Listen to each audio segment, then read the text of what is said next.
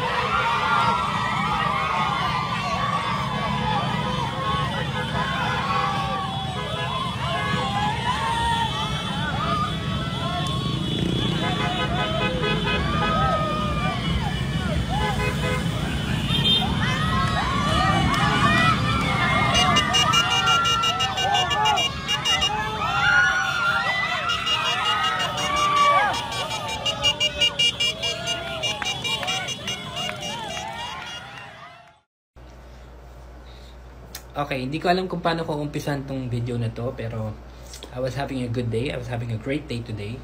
And one of my friends sent me a video on Messenger, and then it led me to this post from Rachel Antoinette. Okay, itong kakamping na to. This is the time when BBM was having his caravan in Bacolod, okay? And as usual, itong mga walang class na mga kakampings, okay? Sumisigaw sila ng magnana. Alam niyo na yun. Okay? So, para sa akin, defamatory na ngayon. Pwede nakasuhan na yun eh. But, you know, we just let it go. Let it slide. Pero yung umabot ka sa punto na batuhan mo na sa mukha si BBM ng flyers sa mukha, ibang usapan na sa akin yun. Mga solid BBM, dapat may gawin na talaga tayo dito. Or dapat may gawin na talaga si BBM dito. Kasi sobra-sobra ng pambabastos ang ginagawa dito sa kandidato natin eh. May narinig ba kayo ever sa ating mga BBM supporters na sinaktan natin ang kabilang kampo? At hindi lang yan proud pa tong babaeng to. Ang sabi niya, we were exercising our right for free speech and we're out of way when Marcos Jr.'s bodyguards started pushing us to the side daw. This act of violence caused the flyers held up by one of our dissenters to fly towards BBM, hitting his face. I say he deserves it. Wow! After what Negros has gone through, the Philippines struggle, the violence towards dissenters then and today. Never again, never forget. Kakamping, Diyos ko, Pilipino kayo. Mahiya naman kayo sa ginagawa nyo. Kung ayaw nyo sa kandidato namin, manahimik kayo. Hindi ko alam kung nakasabay ito sa caravan ng BBM or lumabas lang sila intentionally para lang mang-asar. Okay lang sana eh kung aasar lang kayo sa kandidato namin eh. Say your words. Say whatever you want. Pero yung tipong sasaktan nyo na si BBM, itong mga SWAT na tong nasa baba, itong mga supporters na nasa baba, anong ginagawa ninyo? Yun ang gusto ko malaman. Yung mga ibang dyan, yung mga cameraman, media, ito to. Hindi ako sure hindi ako sure baka may nangyari after that. Pero naputol kasing video. Pero gusto ko malaman, anong ginagawa ng mga to nung nabato si BBM sa mukha? Di ba? Sobra na pong kabastusan to, hindi na po ito makatarungan, mga kaibigan. Tayo mga BBM supporters, magkaisa tayo. Dahil I bet kung si Sara Duterte ang andyan sa caravan na yan, baka bumabaan niya na binugbog na yan isa-isa. Okay? So, hindi, ewan ko ba, sobra na, ibang klase na. I really don't see BBM as a kind of person who's very vindictive, who talks bad about any other candidates, or even engages in negative campaigning.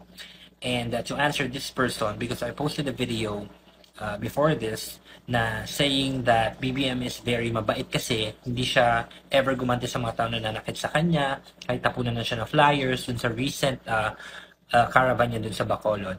And to answer her reply, sabi niya kasi, oo, ang bait sobra. Wala pa kasi sa potit yun. Haha, pag nakaupo na yan, tapos na kayo lahat. Parang habang nababasa ko to, syempre chinek ko muna yung profile niya. Una sa lahat, walang ka-video, walang ka-content. So obviously, this is a troll. Bagong account lang to. Pangalawa, ang sabi niya, tapos na kayong lahat. Parang this line applies to you, kakampings, because parang matatapos na nga kayong lahat kapag naupo na si BBM. Dahil matatapos ang inyong maliligayang araw sa korupsyon, matatapos ang inyong maliligayang araw sa panghihimagsik at panghihikayat ng tao at mga kabataan upang magalit sa ating gobyerno.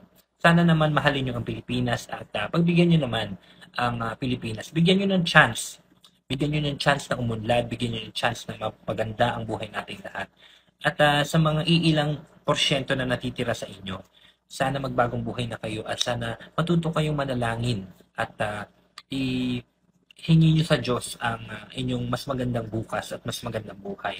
Dahil ang inyong pagiging divisive sa ating mahal na bansa, ang inyong pagiging makasarili at ang inyong pagiging ganid sa kapangyarihan ay talagang hindi na siya maaaring mangyari ngayon dahil gising na po ang bawat Pilipino sa bawat sulok ng mundo. Kaya sana po kung hindi nyo po kayang respetuhin ang aming kandidato, sana naman ay manahimik na lang kayo at panoorin nyo na lang kung ano mangyayari sa May 9 elections. At dahil dyan, sama-sama tayong babangon muli.